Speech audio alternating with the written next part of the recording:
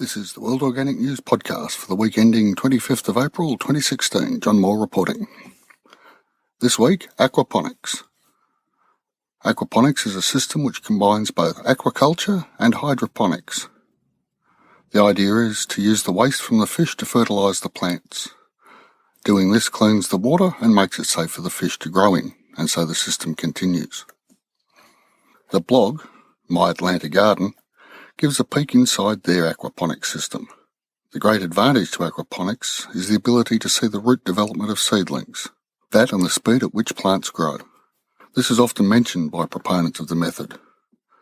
I question if the system could be called organic, as there are only 5 inputs: fish, water, plants, light and fish food. The fish and plants can be sourced from organic sources, but the fish food rarely seems to be. I don't know if this is because of supply limitations or technical difficulties in manufacture. The problem, though, could be overcome by closing the loop and growing the food for the fish within the system. This would mean less food for people, but lowering operating costs, swings and roundabouts. And then the blog Mini Lou posted a nice piece on harvesting vegetables from an aquaponic system. No soil on the roots, picking at a convenient height, and an amazingly short supply line are all advantages the system brings. The blog Save Green Going Green highlights the importance of system management in aquaponics. As mentioned before, the speed of growth in aquaponic systems is one of its advantages. It also means when things become unbalanced, they happen quickly. In the piece posted, moss was the problem. In particular, moss on the growing media. The blog goes into some detail on the maintenance of a thing called a swirl filter.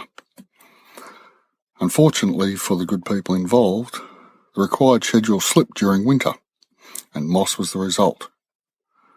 If you are setting up an aquaponic system, and I am toying with the idea, a strict maintenance schedule seems critical to the whole affair. We can look on an aquaponic setup as an engine for the production of food and vegetables. As with any engine, servicing and tuning at regular appropriate times will ensure its continued good working. And now a word from our sponsor. This episode of the World Organic News podcast is brought to you by Gem Biscuits. Gem Biscuits make gluten-free, sorghum flour-based biscuits and cookies. Choc chip, hazelnut choc chip, coffee hazelnut choc chip, and the original spicy sorghum. All these are handmade with, of course, organic ingredients. These biscuits are the bomb. Please check out the website, gembiscuits.com. That's gembiscuits.com. A link is in the show notes. And now to the complete book of Self-Sufficiency by John Seymour. This week we delve into the section, Food from the Wild. The one thing to remember about this section is its focus upon northwestern Europe. That being said, the information and suggestions are of value. The section is divided into 3 parts: game, fish and seafood, and plants, nuts and berries.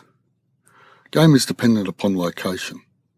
Here in Australia we do have access to many North European animals, deer, rabbits in an overabundance, and wild birds.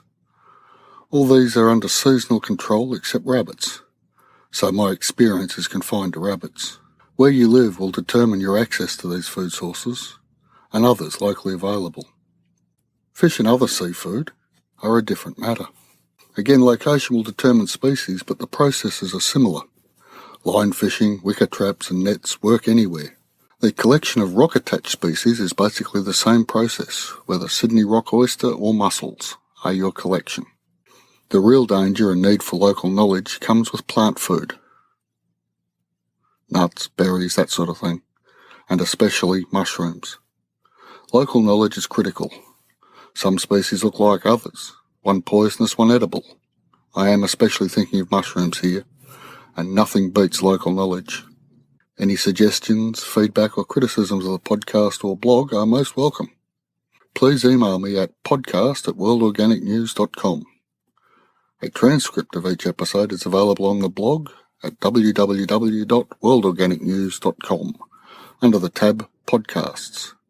Thanks for listening, and I'll be back in a week. Despite these caveats, food from the wild can become an increasingly larger part of the diet, especially the further from urban locations we reside. Next week we'll look at natural energy. Remembering this was written back in the 1970s, This section is full of great info.